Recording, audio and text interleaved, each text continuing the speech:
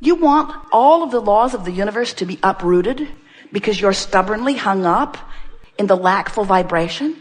Do you get it? That even the reason that you feel negative emotion is because you are divergent from who you are?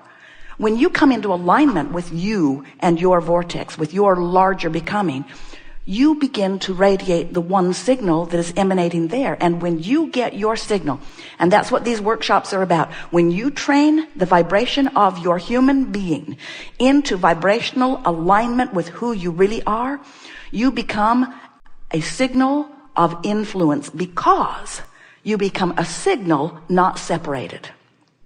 Negative emotion is a separated signal. It's law of attraction responding to both parts of you and tearing you apart. That's what negative emotion is. That's what sickness is. That's what goes wrong. It's the only thing that goes wrong with anyone you ever know and with you.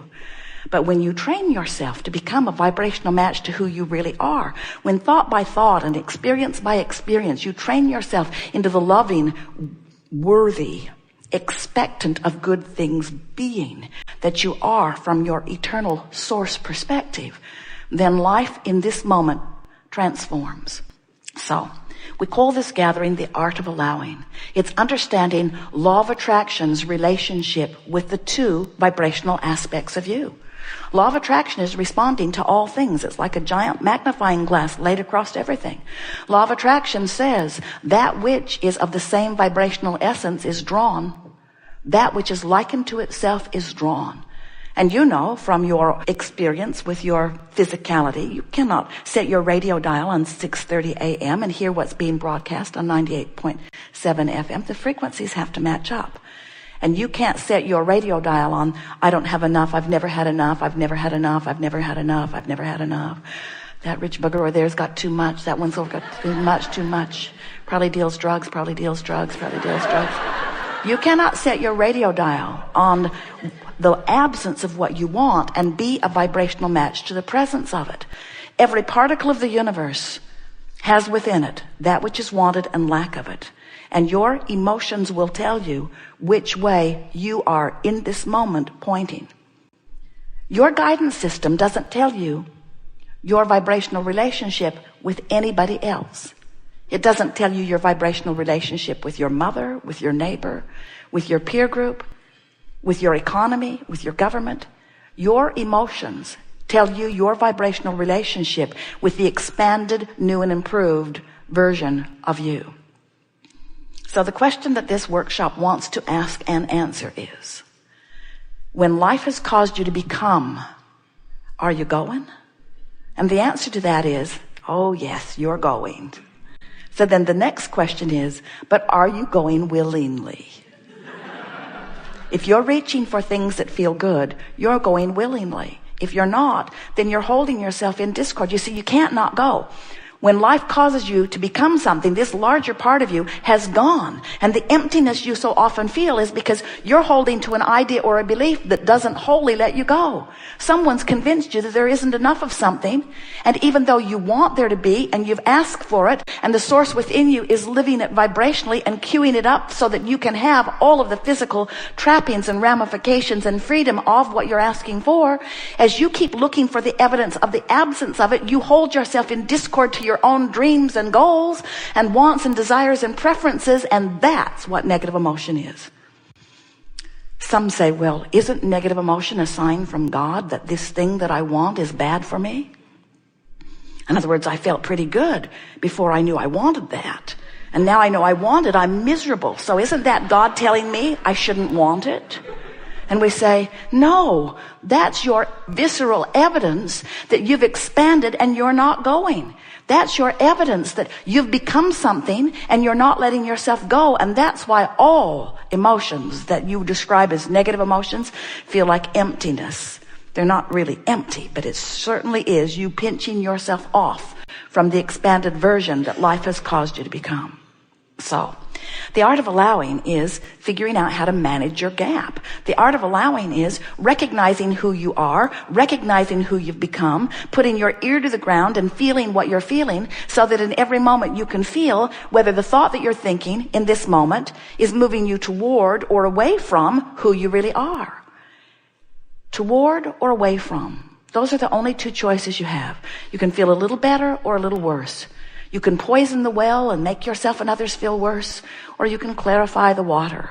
In other words, you can reach for thoughts that feel good. You can exaggerate the well-being. You can emphasize patterns of hopefulness, or you can do the opposite. And you can tell in every moment what you're doing by the way you feel. Some would say, some have said, many say it, they often say it. It's a sort of rampage. But it's true. It's true. You want me to defy truth? And we say, yeah. There are a lot of things that are true that you don't want to live. Cancer is true. AIDS is true. Terrorism, murder, mayhem, true, true, true. And when you give your attention to these things that are true, you hold yourself in vibrational discord with who you are. And you feel fear or anger or powerless because you've fixated on something. So what's the harm of looking at something? No harm in anything, but when you look at something for a while, a few seconds really, 17 is enough. When you give your attention to something for as little as 17 seconds, you activate the vibration of it within you. And now you're having a meaningful vibrational relationship with it. But it wouldn't matter if you were having a meaningful relationship with something unwanted if there were not a larger part of you that's having a much more meaningful relationship with who you really are. When you give your attention to something unwanted, you in time make it a truth or a reality. When you look around your planet and you see unwanted things and you state the facts or evidence of these unwanted things, we have to say to you, at one time, it was just an idea that was then thought upon by so many that it became the reality that you are now using as your excuse to make it your reality. There is nothing that exists that is this reality that you are assigned to. You are the creator of your reality. You are the molder and modifier and becomer of new experiences. Esther will say to us, well, Abraham, that's true, and you've got to give me that. And we'll say, well, we are not denying that it is a true thing, that it exists, that there is fact and evidence that supports the reality of it. We're just asking you why you are activated in your vibration when you know it's something you do not want. When you see something wanted and you say yes to it, you include this wanted thing in your vibration. It's like saying, come to me, this thing I like. But when you see something you don't want and you shout no at it, it's like saying, come to me, this thing I do not want, because there is no exclusion in this attraction-based universe. It's all about inclusion. And your attention to it eventually will cause a habit of vibration that is significant enough. First, it's just a thought you're thinking. Then it's a thought that you are often thinking. Pretty soon, it's a chronic thought. That's all a belief is, a thought you keep thinking. And when you keep thinking thoughts that are in contradiction to who you really are, you use that as your excuse to pull yourself apart.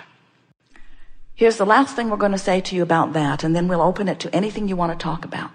It's such an interesting thing. So let's say that there's something in your life that's giving you some grief. Could be a person, a concept, an entity like a government. It could be a concept such as economics. Something that you're focused upon is causing you great consternation. So as you look at this unwanted thing, it becomes the basis of many rockets of desire. It becomes the basis of your expansion, because you can't look at what you don't want without asking for more. And you can't ask for more. That contrast which causes you to ask is step one. Source becoming it is step two. You can't stop that from happening. So now, here it is. It has become vibrationally. And all you've got to do is turn toward what you're asking for and find a way to become a vibrational match to it. But how common something else occurs. Instead, you look at the unwanted thing, the thing that caused you to become and expand to begin with, and you use it as your excuse not to expand. And that's why you're extra mad at that. Because it is all vibrationally tied together. When someone that you want to love makes you feel something other than love, You send so many rockets of desire of wanting to love, wanting to love, wanting to love, wanting to love. And when they remain unlovable and you use what they're giving you as your excuse to feel the absence of the love that they caused you to want, can you feel how annoying they are? That's why we say to you, often those irritating, obnoxious, hard to live with creatures are your soulmates. You said, from your non-physical perspective, let's go into the physical and harass each other into expansion.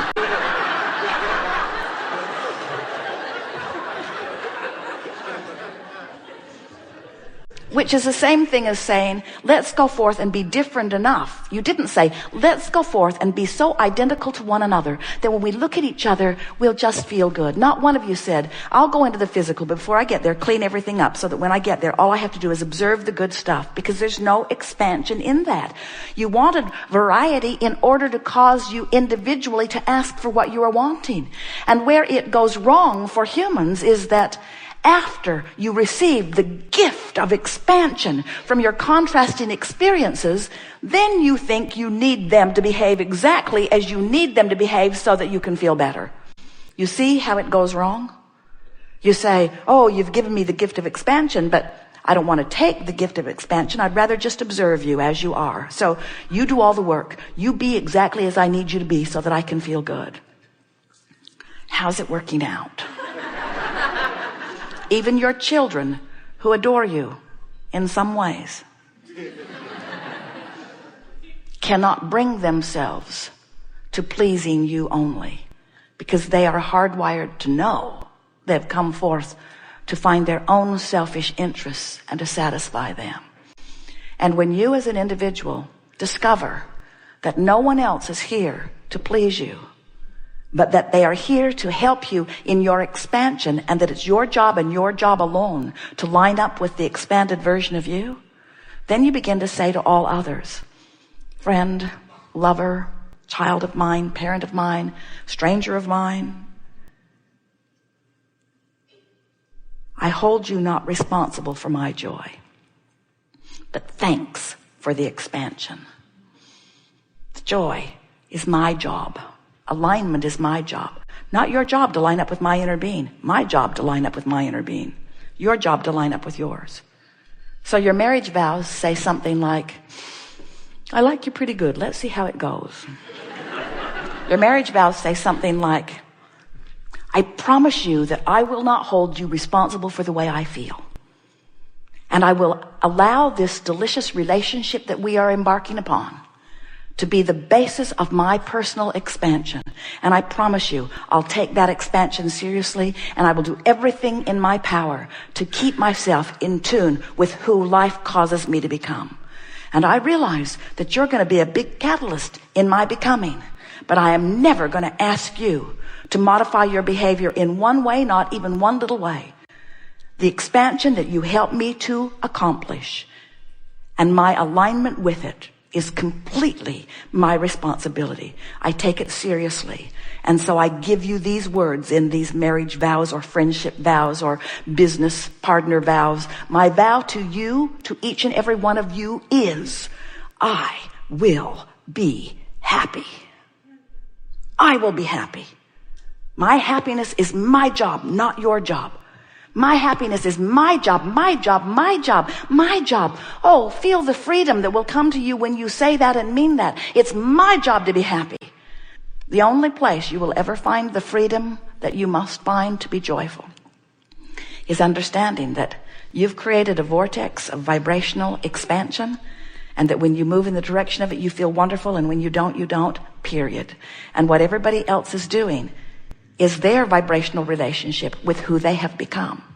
And when you get that clear, then you can be a people upon this planet in all of your magnificent differences, living joyous, expansive lives, no longer using the behavior of each other as your excuse to pinch yourself off from who you have become. It's a time of awakening, and that's what it is all about.